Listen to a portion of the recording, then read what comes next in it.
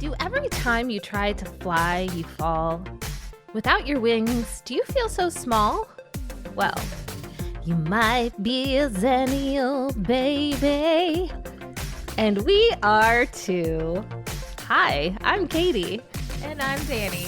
And today on Generation in Between, in case you couldn't tell from my little song there, we will be discussing the most photographed and scrutinized teenager of our youth and possibly adulthood, the gorgeous, the talented, the princess of pop herself. That's right, it's Britney, bitch.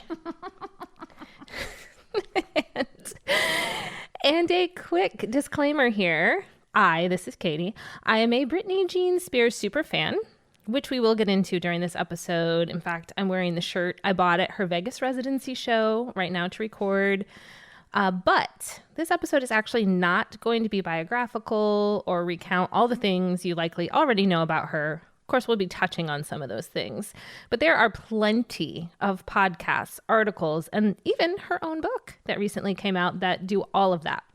Instead, being the super fan that I am, and I mean, we go back to 98, like that's how deep this runs. We're going to take a little bit of a deeper delve into Britney, and not just as a person, but as a symbol of some bigger cultural things, namely the abuse of fame and just how that's sort of risen even in our lifetimes. So I'll be guiding you through all of this. So even if you're not a huge Britney fan, I think that we'll be talking about some things that might resonate with you today. So I hope you'll stick around. And another disclaimer, Danny is not a Britney superfan. Nope. I'm not an unfan. like I'm not a fan. I appreciate her for what she is. Let me put it that way. You're not a hater. I'm not a hater. Okay. Like I don't hate Britney. I don't think she's terrible. I just am not a super fan. We'll talk about this later. I just finished her book. I did my homework. Nice. Okay, guys. I did. Proud. So we'll talk about that when we get there. But I can appreciate her a little bit better after I read that book, I will say. Okay. Inch by inch. Yeah. That's what I say. Day by day. The book. Day. Good. And I was wrong about some stuff too. Actually, the thing I was most wrong about was I messed up the years of her beginning stardom. I was so confused because I swore she came out when I was in high school. I looked it up after you said that because I swore I saw her in 1997. Yeah. And then you're like, Baby One More Time was 99. I looked it up. It was released October 23rd, 1998. So it would have been huge in 99. I was in college. Yeah. Squarely in college. I was in my first year of college. It's so weird because I swore I remember maybe she was in Mickey Mouse Club. Anyway, maybe that's when I remember seeing her or knowing about her. Who knows? I don't know. But anyway. Interesting. But see, that's what we do, right? On this podcast. We remember, but sometimes we remember wrong. We're okay, obviously, every time I listen to one of our episodes, I'm like, how many times do I say, I don't remember that?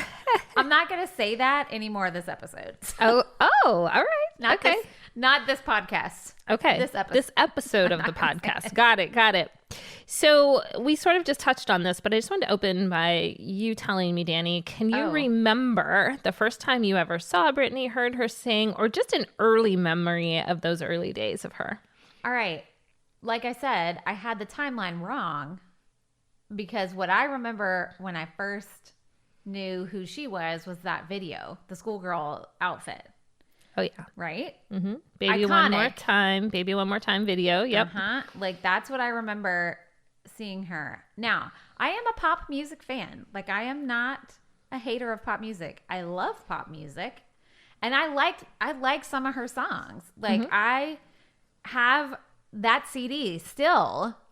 And I think I got it from a music club, which we're going to have to do a whole episode about. Oh, yeah.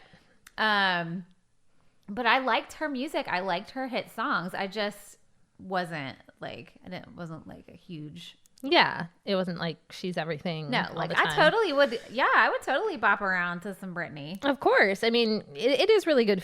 It is feel good music for sure. Yes. Most of it. That's what pop music is, right? I mean, it's poppy. Sure. It's poppy. Exactly. Well, I guess I thought this was my sophomore year in high school, but now that I'm looking at the dates, this must have been my junior year in high school. My boyfriend at the time loved her. Like, for all the reasons you would think, all the very stereotypical reasons. Of course. So being an awesome girlfriend, I got us tickets to the Baby One More Time tour. Wow. And it was like 45 minutes away. It was a small venue. I think I've mentioned this on another episode, but like we could see her up close. Any Britney Superfans out there, she had on like the white pleather with the pink patches on the knees.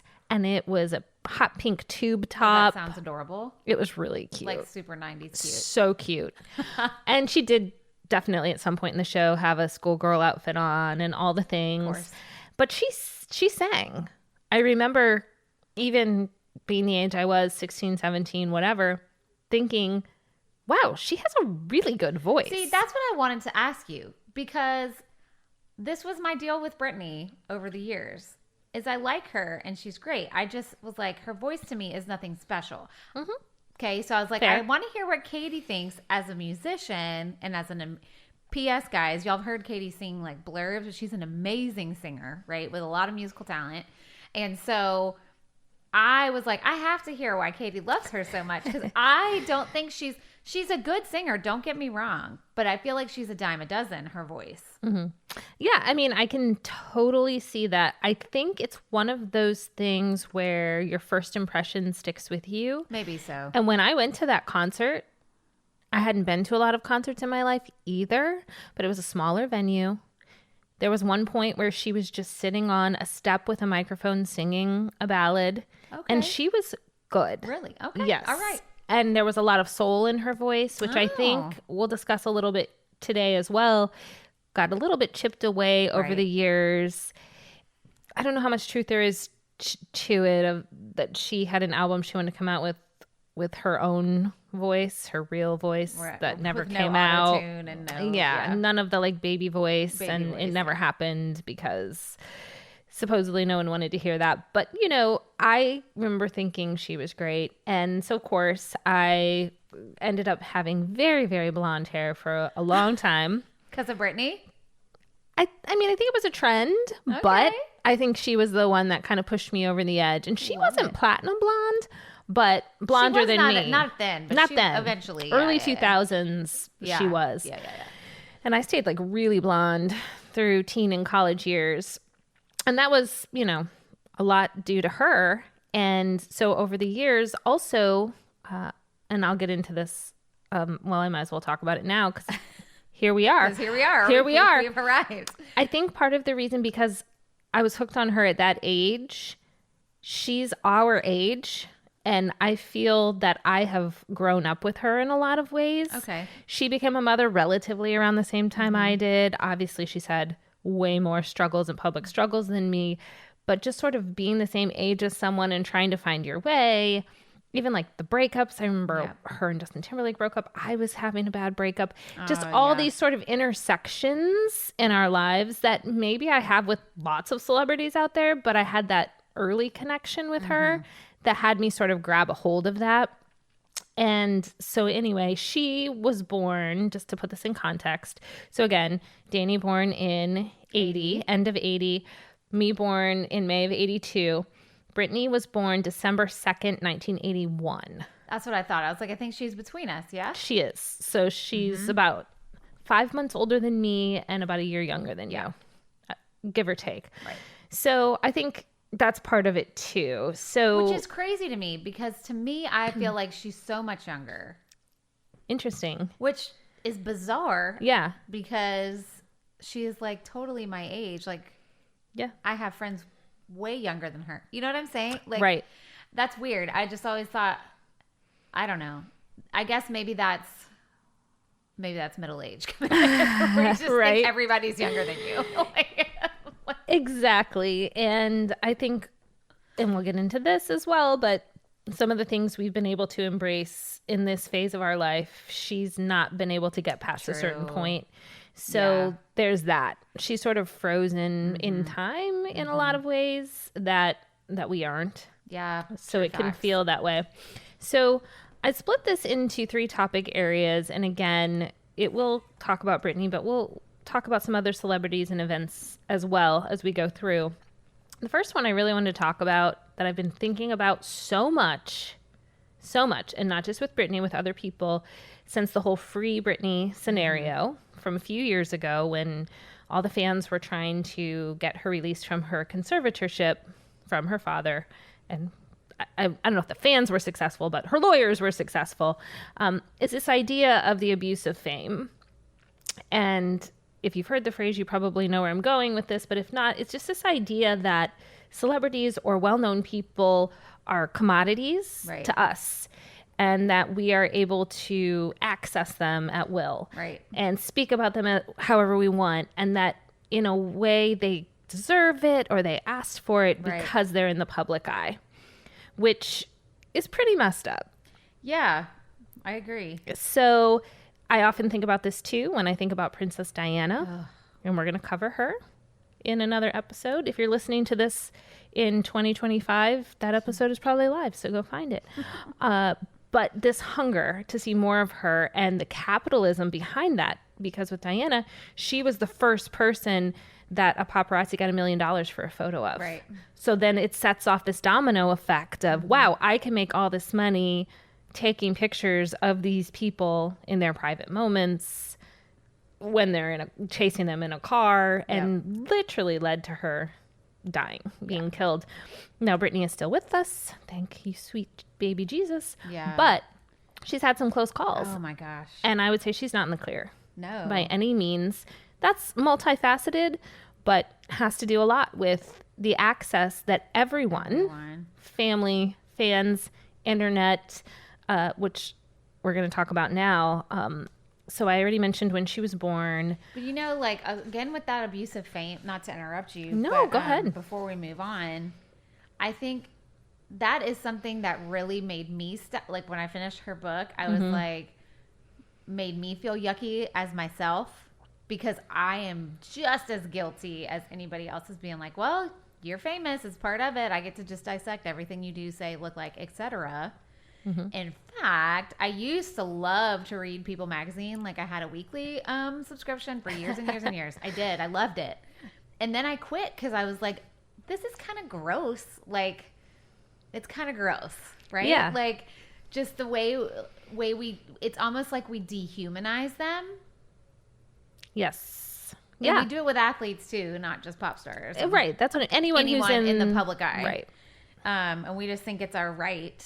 And on that same note, with the paparazzi, it's their job to be gross, right? And listen, they get lots of money for getting that right picture. Like, if I knew I could get $1 million right, by using some skill I have, like, oh my gosh. Yeah. That makes me question my own humanity there. Well, no, but you're right. And we blame paparazzi a lot. But we're the ones buying the People magazines. Right. We're the ones totally buying the items or watching TMZ. No or shade. TikToks or Insta, right? Yeah. Following the people on Insta So, and loving their posts. And until there's not a market for it, right? It exists. Capitalism. Wow, so early in the episode, too. But it is about Britney, so. I never said I wasn't going to say that. Capitalism and patriarchy. That's coming up. So she was born in Mississippi, but a lot of people know her as a Louisiana girl. Correct. She grew up in Kentwood. So where is that in relationship to where you grew up, Danny? Just a little over an hour north of where I grew up. Yep. In fact, the funny thing was, I was thinking about that. I kind of forgot that she was from somewhere so close. But yeah, she lived in Kentwood, and I would have to drive through there when I was driving. I'm from South Louisiana. I went to college in the northern part of the state, so I'd have to drive through there. And they had this big sign on the interstate that says, "Home of Britney Spears." I wonder if it's still there. I don't know. Oh, wow. Yeah, like on the interstate That's sign. Cool. And I mean, it's a little bitty town. Like, yeah, I know it's pretty rural, like parts of it. Yeah, it's a pretty small town. I mean, it's just like any other like Louisiana town. Yeah. Like, it's nothing special. Uh-huh. It's just she's just regular. I want to say I stopped there for gas one time. And of course, everybody is capitalized on the fact. Well, they were back then because that was in the late 90s. Okay. So totally capitalizing on Oh, yeah. on the fame that they had. Yes, exactly. And, again, this is all in her book and pretty common knowledge, but like a lot of us who ended up performing as adults, Britney sang and performed whenever she could as a kid. And same girl. Same. She sang at church, local events. She's a Southern girl, so like if you sang as a kid, you sang at church. Oh, yeah. In the South. You did. Like I was in choir. Y'all, I was even in handbell choir. Did I ever tell you that? No. Stop. I know how to play handbell. Yes, ma'am. Wait, so you still know how? I think so. Oh. Like, I don't know. I haven't done it in a long time. So actually a good friend of mine in high school, shout out Jennifer Batson. Well, that's not her married name anymore. I won't say her married name. She may not want to tell it. Her whole family played. Wow. Like they were so good. And so they had like they ended up having like a whole handbell choir. That's it's actually beautiful. really cool. Yeah. So I just did everything musical at my church that I could do because it's free music stuff, right? Yep. So I did choir. I did handbell choir for a while. But anyway, not me. We're talking about Britney. But when you're Southern, that's your opportunity to perform. Totally. And it's an audience. It's an audience. And there's probably other Southern kids singing right next to you or trying to get that solo from you. So it's already a little bit cutthroat at that level. But so she ended up on Star Search, which she won. And most people know that. But if you don't actually remember that show or you've never seen it, it's similar to how they do America's Got Talent now, except it was a little more pinned down, the talents. I looked it up just to revisit so that I wasn't misremembering. And they did have 8 different categories of talent that would compete during the season. And then as you made it through one episode, you go to the next, go to the next, go to the next, till you got to the end. And one of those categories was called Junior Singer. And that's where she competed and won at the age of 10. And I don't know if you've seen this, Danny, but there's this creepy video. Yeah. Okay. Here we go with misogyny is coming in. Go ahead. Tell us. So Ed McMahon, the host, if you don't know who he is, he was a very popular kind of game show, talk show host. He was older. And at this time, he was older. This would have been like 92, 93. So he was not a young man by any means. Probably late 60s. Probably. Yeah, probably at least. So he asks her first if she has a boyfriend. Ew. How old was she? 10. She was 10 years old. Ugh. Why do we do this to kids? Don't. To which she looked very confused and embarrassed. You can see it in the video. She should. And then he asked if he could be her boyfriend. I forgot about that line. Yes. And I mean, he was, I'm using air quotes, joking. But that's not funny. If this is your baseline and entry for fame. Right. And you look at the trajectory from there, it's really sad because she's immediately objectified. Immediately. And she's like a little bitty kid. Sexualized in a way. Like you should have a boyfriend because you're pretty. Right. And frankly, talking to her about things that are inappropriate for her age. Not or age appropriate. All. Like even if she was 17, that's true. He needs to shush. Great point. Just at all. But if your parents haven't talked to you about like dating, then probably this old guy on 10, so a TV show shouldn't either, but somehow, especially back then, there's this feeling that it was okay because she was in the spotlight and she chose that, which there's a whole bunch about childhood stars and consent and all of that. But that's we've sort of touched on this already, but that's very Xennial, very our generation, this way of thinking that I do think is changing a bit. I hope is changing a bit. And that's the idea that we can access celebrities, other people in the light, say what we want because they chose that life and that they don't have a right to privacy if they're a public figure. I know that's an older way of thinking too, right? This goes way before our generations, but the difference, of course, with our generation is the internet. Yeah. It's the concept on steroids. It's not just photos in magazines or newspapers, award shows or movie sets. It's constant, being followed for photos, stories that appear on blogs, social media, podcasts. See what I did there? And more, and right? Here we are. Yeah. Yeah. And I what is her name? Blake Lively, Ryan Reynolds' spouse. And they have 3 or 4, I think they have 4 girls now. And she will just straight up call out paparazzi on social. She'll take pictures of them because she wants to like walk through the park with her kids. And there was a story that someone with a camera jumped out in front of them one day and one of her daughters like screamed, like thought they were getting kidnapped or murdered or something. And she's like, I shouldn't have to do that. But it's like, oh, we want pictures of Ryan Reynolds and Blake Lively's kids. And you're in a park. So here we are. And it's just, it's really crazy. Well, and it, you know what else too is that I've seen celebrities try and be like, okay, here, I'll give you the picture, now leave me alone, and then they still don't. Right. It's like, okay, fine, take your picture, then let me have my let me just go for my walk. But they still continue.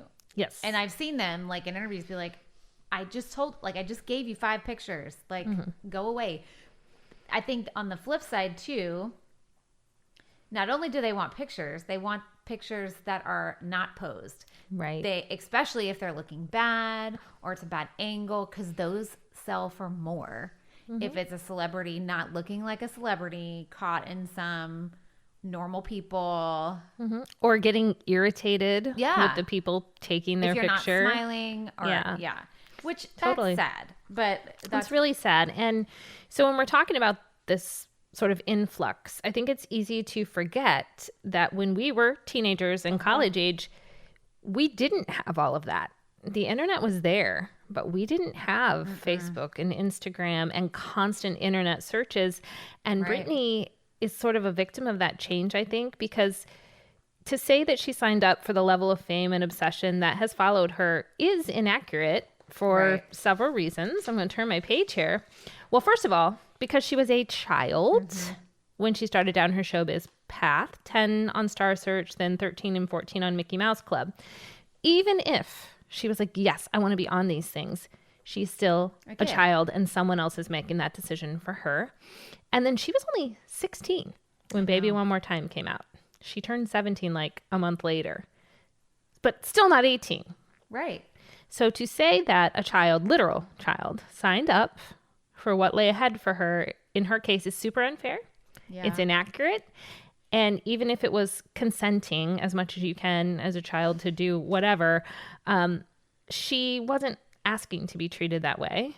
And then even if she'd been, let's say 20, 21, and you could say, okay, she was an adult, no one else was doing this path for her. Everything changed so much in those first few years. So 2008 is the year that everyone talks about, oh, if Britney can survive 2008, you can survive this work meeting, like these ridiculous memes, and it's her bald head. But so I did a little bit of research. From 1998, the end of that year is when Baby One More Time came out, to 2008, which was that year that she had the meltdown. Internet users grew from 147 million, which was only 3.6 of the world's population, to 1.5 billion, or 23.5% of the world's population. And that's according to IDC data. Wow. And if you think about it, most of those people were like Americans, Europeans. They were not, it wasn't spread out evenly across the globe. So if you're talking about 23.5% of the world's population, but what percentage of Americans had it? So that's a lot. That is a lot. And in case you're curious, because I was like, oh, I wonder how that compares to today. It's actually up to 5.6 billion, or 69% of the world's population has internet access. Whoa. At the end of 2023. Those were the numbers. I love that you're always doing math on this episode. Because I'd just be like, oh, numbers, great. But that's crazy. Yeah. That's a big jump. It's a big jump in that 10-year span where she was rocketed up. And then, she came on the heels of Diana's death, and all of the press and photos and paparazzi that sort of followed that became, and then even 9/11, 2001 played into this 24-hour news cycle, and people really just having this heightened appetite for content. Yeah. And particularly content of celebrities, people in the public eye, and particularly content that's not all that flattering Right. in Like we were some just talking cases, about. you know? So even if you subscribe to that theory that people who choose to be famous deserve to be stalked or hand over their privacy, I don't think that even gels in Britney's situation. She did not know what she was signing up for, because a lot of the things that played into what has since happened in her life didn't exist, weren't in the same form that they are now. And they really came behind that. And if you even look at a few years later than that, so 2006 is when teenage Taylor Swift arrived on the scene. So we're talking. Makes me feel so old. I know. Me too. I was like, well, didn't she just have an album 5 years ago? Okay. Yes. And she was, I believe she was 16. She may have been 15. So we're talking about 8 years difference between their singles. But look at how different her trajectory has been, right? She, of course, has haters and violations of privacy, of course. But she was able to sort of have a better handle on the type of internet fame because it was more cemented before she was there, as opposed to already being in the public light. And now here's all these other places you're going to be. And of course, things have evolved since 2006. Oh, right. Yeah. But she also has a much better support unit and family unit, which, we'll get to for Britney. But if you kind of look at it in just those 8 years, how much changed in there. So, I mean, for all the ways we've, as a society, collectively, made fun of Britney over the years, we cut down how she looks. We've made light of her mental health crises, which is sad, but true. I think sort of taking a second, as you mentioned, even when reading the book, and you took a personal moment to examine that, not just in her case, but in all these cases of celebrities, people in the public light, and ask ourselves, why did we act that way? Do we act that way? And, is it okay? Why is it not okay? And why is that important? Yeah. And the ways we contribute to it. It's, thinking about that, I was thinking a lot about like the mental health piece when I was reading afterwards, when I was like, oh, I feel bad. Cause like, I totally have said, like I even said on whenever we were talking about super fans on another episode where I was like, oh, that was Britney pre-meltdown. Remember? Yeah. Okay. So I said that, and I shaved my head in 2020, everyone. So I said I had a Britney moment because it was the pandemic, whatever. I didn't do it myself. Like my hairdresser did it, but I did it because I was like not in a great place like she was, and I wanted a fresh start and etc. And I also had some really damaged hair, but whatever. I also didn't learn my lesson because I'm still dyeing my hair and it's pink right now, but whatever. So I was thinking about that from the mental health piece, how we're so quick to judge people in the public eye and their mental health instead of feeling sympathy for them, which is the same, I feel like we do sometimes with people in our real life environments. Like, oh yeah, she's so messed up, blah, blah, blah. Instead of thinking, how can we support them and help them to feel better? I mean, I know I, for one, have struggled with mental health issues from jump, like anxiety and depression. Hello, which I think most of our population does now, which says a lot about our world. But thinking about that and being like, why is that okay for us to put some people's mental health on a platter and judge it and laugh at it? But I don't know. I think that it's tricky. It's really something to think about. And I appreciate what you're saying too about the people in our own lives. Yeah. Because I've seen the flip of that, where people, including myself, are supportive online of a celebrity. So, for example, if someone posts that they've been struggling, I know Sophia Bush recently had a post about her mental health struggles this year. It was like a wrap up of 2023, whatever. And obviously she's had some things in the public eye going down too. And people, all the comments I saw were, oh, good for you. Get the help. We're here for you. But how many of those people, myself included, are noticing that in the people around them? Right. And are saying, oh, this person's retreating and just ignoring it. Right. Or saying, oh, Danny, so-and-so is like, blah, blah, blah. Ooh, what's wrong with them? Like they need to get their self Meanwhile, together. Sophia Bush, I love you so much. Right. I'm here for you. Like, So kind of really thinking about this as it relates to people in the public eye, of course, because it is indicative of other things going on in our society and how we treat people in general, and then sort of dialing it back into your own life and saying like, man, this was wrong when I did this, but also this is wrong that I'm not, being there for this person like I should be.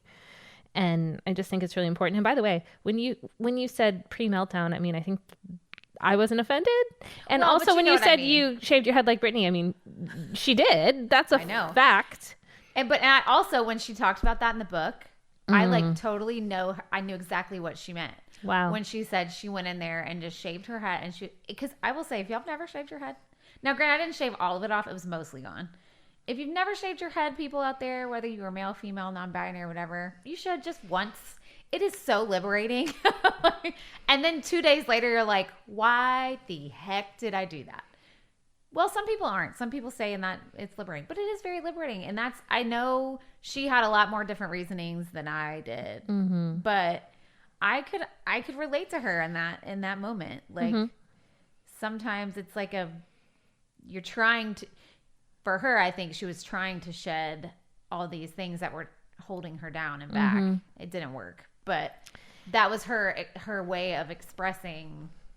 Yeah, outwardly expressing what was happening inside. Yeah.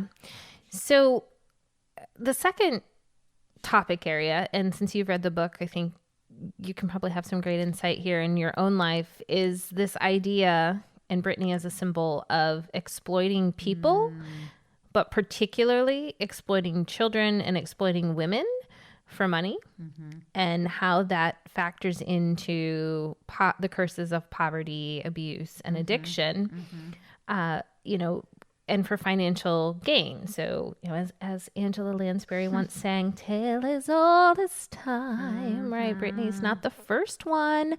And I know you've been talking about the book. Again, I don't think we said the name of it. It's called The Woman in Me. Yes. And obviously, if you Googled Britney's book, that would come up. So you don't necessarily need me to tell you. But there's also an audiobook read by the badass Michelle Williams, who I haven't listened to, but I want to. I haven't either. I'll tell you a real quick funny story about the book.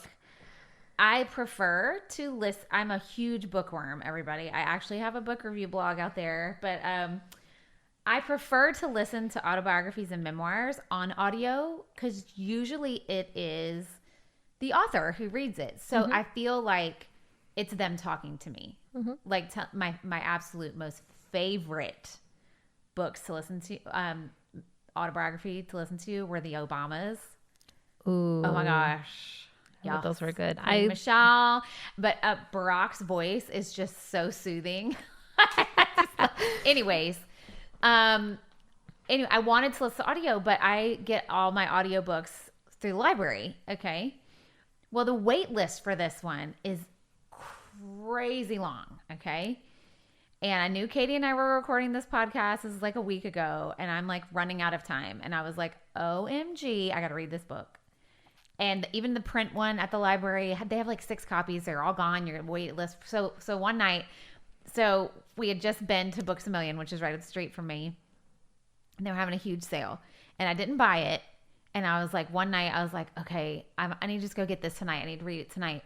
But I was already in my jammies. It was like 8:00. I was already in my jammies. I didn't want to get dressed.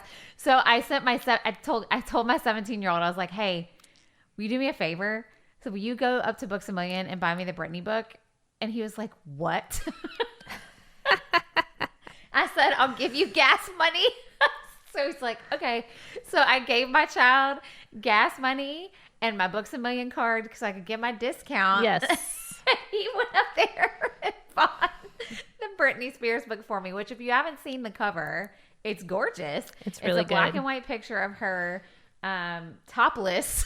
Yes, well, it's artistic. She's topless, but turned away. She's covered. Yeah, she's turned away. Her arms are covering her breasts, and she has on some pants, some shiny pants. But I just was thinking to myself, I wonder what he was like, hoping he wasn't going to run into his friends at Books A Million. And anyway, so that's how I got the book. He could blame you. He could totally blame you. So thanks to my 17-year-old for coming in for mom. Yes, shout out to the kids that can drive, and we'll go pick up anything for mom for some gas money. Right? Basically. Yeah. Yeah. So you've read it, so you did. know, kind of without delving too much into it, there's a history of alcoholism as well as poverty in Britney's life. Yeah. Grandparents, her dad, even the family her mom came from, there was some issues there too. And so, like most Britney super fans, I watched the documentary on Hulu, The Price of Freedom, which I believe was out over a year ago now. And there was a part on there, and I don't know why, of all things, this part just has stuck with me. Actually, I think I do know why, and I'll tell you why after I tell you the part. There's an agent, and she's talking about Britney's early days, and she's just saying that her dad would constantly need to know about money. Not like how much will it cost, because the agency was covering that, but how much is she going to make? Oh. And that's all she remembers about him. That he'd be like, well, we're not going to stay. Like, she's not doing this if she's not earning blah, blah, blah, blah, blah. Now, devil's advocate, we should go to bat for our kids when it comes to finances, especially if their face and images are being used. But the gist I got from the tone of this agent was that was the only focus. There weren't discussions about privacy or safety, image building, unless it was directly related to her financial gain. And I think the reason that sort of stood out to me and really made me feel icky was because, like, I have, and you do too, Danny, I have kids who are performers, and they've done modeling gigs, and they've been paid, and they've done, you know, commercials and things like that. And, you know, we have a family rule. It's different in every family, but ours is you can have like $50 because you did the work. Yep. Then we're going to put it in your college or your savings, sure. and then you have to buy something small for the family. So sometimes they'll just buy nice. takeout, which there's 7 of us, so that's expensive. That's not small. Or I think we were going to go mini golfing one time with some of the money. I like that. Because so many of them audition. Right. That I said, well, sometimes you'll get it, sometimes you won't. So therefore, you have to do something for the family just while you live here. Yeah. But being sort of a stage parent, this kind of just made me pay attention. Yeah. Like, at what point are you supporting your kids' dreams, and at what point are you kind of exploiting it for your own gain? Yeah, you're using your kid. Yes. That's gross. And that you really, I think it's a constant having to check yourself. Yeah, because you want your kids. I mean, obviously, you know, you have a child who's hella talented. Mm-hmm. You want them to follow their dreams. Yeah. You want them to book those commercials, to book those gigs, to book those shows, and they should be compensated. Absolutely. But like, there's a fine line between making sure your kid is taken care of and then using your kid to put some ching in your pocket. Like, I mean, like, ew, like, I don't, that's weird. That's just. So it just stood out to me. And I think there's some parallels there too with kids who are athletes. Oh, yeah. Same kind of thing where you want them to be the best at the sport they love, or to get into the college they want to go to, or get on the team they want to be on, the professional team. And in cases where you make it big as a star, make it big as an athlete, you will have a lot of money to share with your family, and you probably should. Right. But it's a fine line. Yeah. Like, at what point are you putting your own dollar sign, like the cartoons where they have the dollar signs in their eyeballs, ahead of either what your kid wants, what's developmentally appropriate for them, and, you know, what their comfort level with what they need to do. Well, and let's not forget, like, it's not a kid's job to support their family. Yeah, that's a great point. It is not. No. They didn't ask to be born. You know, like, they don't owe you anything. That's right. Well, I tell my kids they owe me respect, but that's not very accurate either. Sure. That's Money, not very accurate either, but, you know, they don't owe you a darn thing. Like, they're still a child. She was still very much a child. Absolutely. You know? And her dad, in the book and in all media forms, and even me right now, he does get a lot of flack, really her whole life. But I do think what the book illuminated for me, and was a good reminder, is that behaviors like that, the money, the maybe neglect, abuse, it's learned. You know, that doesn't excuse it. There are plenty of people who grow up in abusive homes, or parents who have parents who suffer addiction problems, who get help or rise above that, or who don't pass those along. Right. So I'm not saying it's necessarily an excuse, but there is this idea of a cycle of abuse, distance, children as laborers.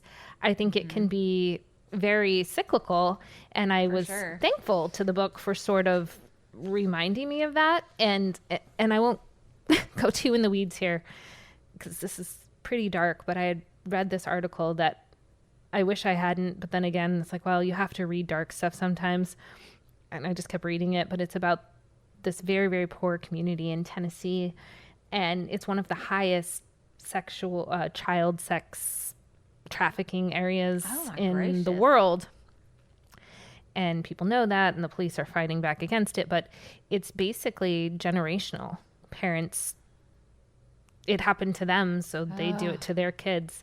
And nobody knows. I mean, they know better. Again, not an excuse, but nobody knows any better. Well, it's like trauma is generational, and you carry generational trauma. I mean, you do. You can. It's genetic almost, and you have to. I had a therapist tell me one time, you have to intentionally be a chain breaker. It doesn't just break on its own. Wow. You have to. I speak from experience here. You have to, and my parents do too. You know, my mom came from, you know, both her parents have passed away now.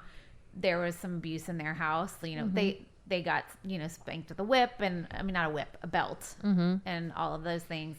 And she made the decision never to discipline my sister or I with physical contact because of what happened to her growing up. Like I said, though, that's intentional chain breaking. Right. Because all the family's generations on her mom and dad's side, that's how they discipline their kids. Yeah. Right? Right. So that's just a very like literal example, but yeah, no. And I mean, that's a really good example. And I like what you're saying about intentionally chain breaking. And it's continuous. It's not like you just say, okay, I'm not going to be like that, and then you're just never deal with that again. Right. It's like a conscious decision. And it's like they talk about these kids who come out of maybe homes with poverty or homes with drugs or whatever, that if they do get out, they experience so much guilt on the other side because they are breaking the chain. However, they're not completely happy because they feel that part of them is still there, or that they have an obligation. It's almost like an obligation to remain the same as everyone else. And breaking that can be really difficult. Well, yeah, because trauma doesn't just leave because you're working on healing. I mean, scars stay there forever. Like you have to learn how to work with them, right? Yeah, which is, you know, please seek professional help for all of these things, because what you just mentioned, that was a licensed professional mental health person who helped you with that. And so this whole section about the exploitation of children, and of course women in her case, I don't know what the answer is. We're back to this. We have no answers on this podcast. But I do know that just understanding how those patterns are formed can help us understand the behavior maybe in our own lives or the people around us, or even if we have resentment toward a parent or a grandparent. It doesn't make it right if it was something traumatic, but it can help us understand and sort of grow from there. And I didn't want to get too deep into the conservatorship because that's been covered ad nauseum. But one thing I see a lot, people say now that she's not in the conservatorship, and we know she's spun out a little bit on her own, even more so the kind of wild Instagram posts and things along those lines. You know, people will say, even just to me, because they know I'm a super fan, they'll say, well, you know, this is why, like, she had the conservatorship. And I would just like to say, and I say this to people directly because I think they mean well, a conservatorship is literally a last resort to protect someone from harming themselves or not being able to survive. So an example, they don't have an official one, but my mom has Alzheimer's disease and my dad's her guardian.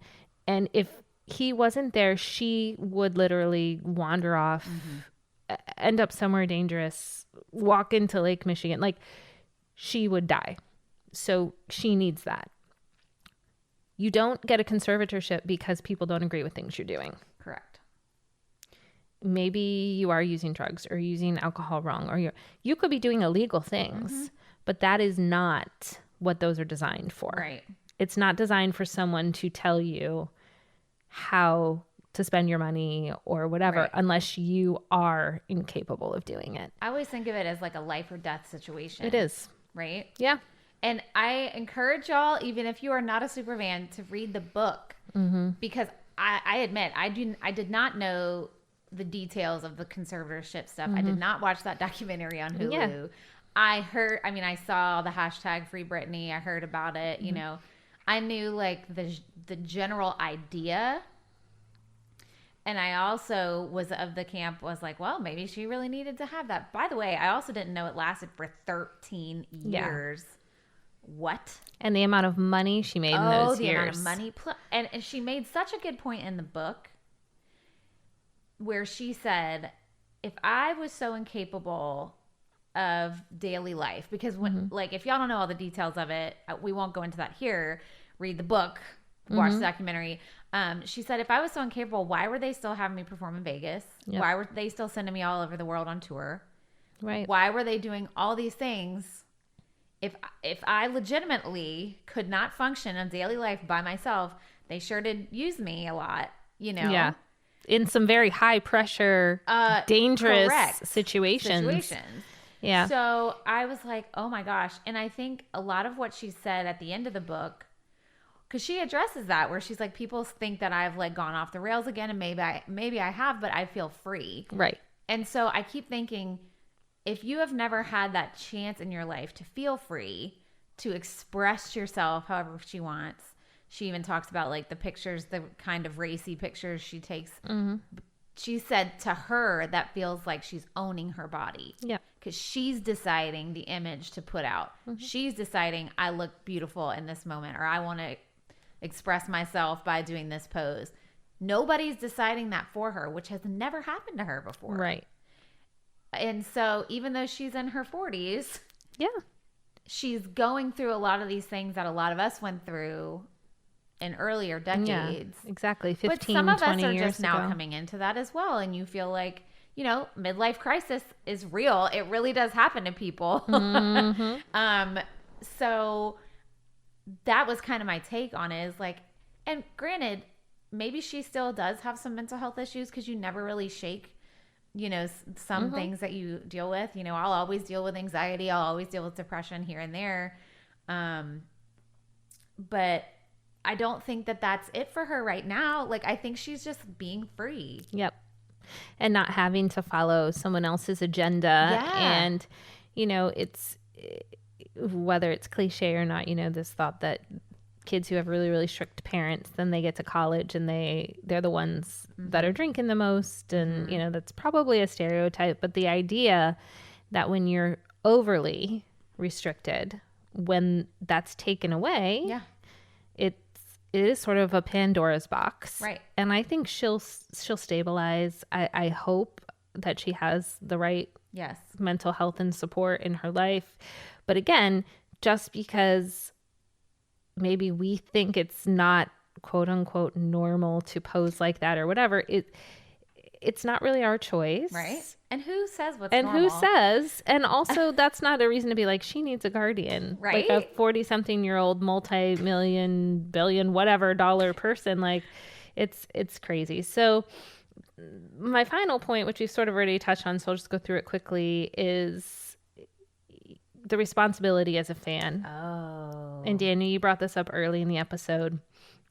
So I just want to take a little time and space to sort of run through my issues on this. I realize, Danny, you are not a licensed mental health professional, but I thank you for letting me have this space. And I know you'll say something helpful.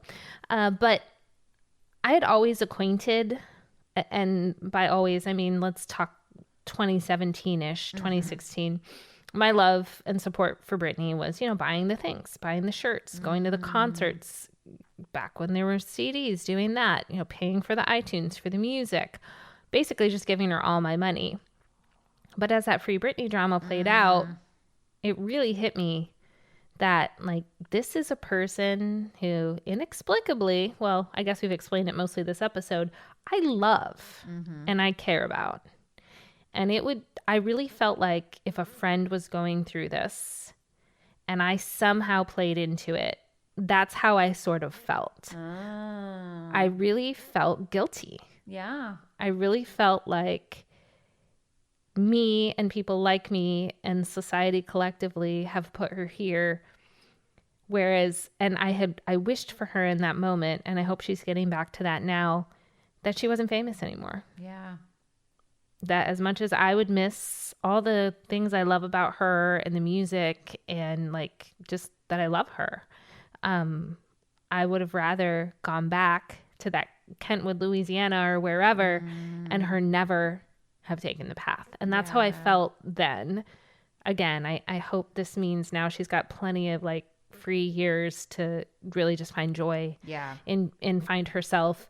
So that's wonderful. But I thought, I had a moment where I thought if I could take it all back, I would. Oh. And I know I'm not the only one, and anyway, so just that responsibility as a fan, and just really, even with Taylor Swift, we look at her and we're like, she's poised, she's great, she's whatever, but we don't know. She's a commodity too. Oh yeah. But she's also a person. Right. You can't, I always used to tell my boys this because I'm raising 2 boys, and I think it's super important to teach all humans this, but especially in our society with boys, you can never separate the human from somebody's parts, right? So you can't just look at a female and think, oh, you have a nice butt, right? There's a human being attached to that butt. So you can't just look at a pop star and think, oh, you're, off the rocker. Because guess what? There's a human being attached to that, or that is that pop star, not even attached. That is. Right. It is the same thing. Right. And I think it's crazy because she says in her book, and I just realized we've been saying it's crazy a lot, and maybe that's not the best thing to say. Yeah. So we're not describing her as that, but I know what you mean. Yeah. There's probably a better word. Yeah, there's probably a much better word. So we apologize for that, audience. We're going to do better in that way. She talks about how she just loves to sing and dance. She just really loves it. It gives her free, and she likes to express herself. I mean, she's a creative. Yeah. So if you're also a creative, however that may be, you know what she means. Yep. Because she says, like, just walking around her house and singing what she wants to sing and moving her body the way, because she is an amazing dancer, right? And just being able to do that gives her happiness. Yeah. So it's almost like you kind of wish for her that she had that without all this extra. Right. Yeah. That's right. Exactly. But so, thanks everyone for coming along on this ride. I know this was a little different than maybe your standard podcast episode about Britney Spears, but I was really just trying to formulate both the person, as Danny just articulated, the person attached to this symbol. Yeah. But also discuss some of the issues that surround more of the symbol of what she is and what she's become in our culture. Yeah. And it's hopefully on her way up. And you know what? If she never posts on Instagram again, well, I'll worry about her because I want to know that she's like, okay. Yeah. But if she never posted another thing and she says she's not going to perform anymore or come out with any more albums, it'd be great if she did. But if she never does, that's fine. Like, just live and be free and walk around your house and do what brings you joy, because like everything she's given us already is by far enough, So anyway, that is, so if you're a Britney superfan, you should reach out, or if you're not, or if you changed your mind about Britney, either listening to this episode or reading the book. Yeah, read the book. If something surprised you or you misremembered something, like the date or anything else, definitely hit us up. And thanks for listening to Generation in Between, a Xennial podcast. If you liked what you heard, please share us with your friends of all generations. You don't know how much that helps. Yes. It's absolutely free to listen, so it's free to share with your friends, doesn't cost them anything, and it really helps us out. We get more downloads. And another free thing you can do is leave us a review. Woohoo! Wherever you listen. That also helps because that tells the Spotifys and the Apple Podcasts of the world, hey, people are listening to this and really like it, so we're going to suggest it to some other people. Totally free way you can do that. If you want to support the podcast, because, we spend some time researching this and we put a little bit of money into it, and we're hoping to put some more money into it this year, going to conferences and doing some things to really improve it for you listeners, you can find us on patreon.com and become a monthly supporter. I think it's $8 because we were both born in the 80s, so Yeah. $8. And you'll have access to some extra perks throughout the year and throughout the life of the podcast. Maybe some merch. Oh, I can't wait Maybe. for the merch. And all of that information is linked in our show notes. And we're going to go ahead and put Danny's book review blog in there too. So until next time, you can hit us maybe one more time. Bye. Bye.